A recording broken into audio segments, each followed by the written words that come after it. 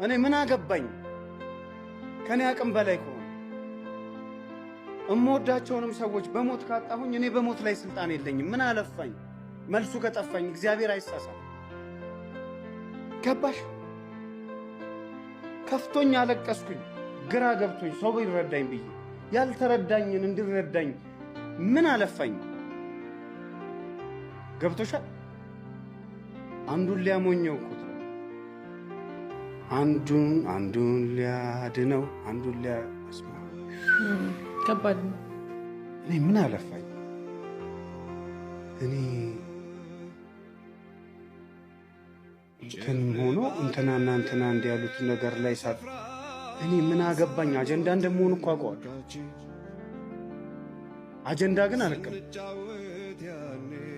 አይኑሮዬ ላይ ግን አትሰሪ።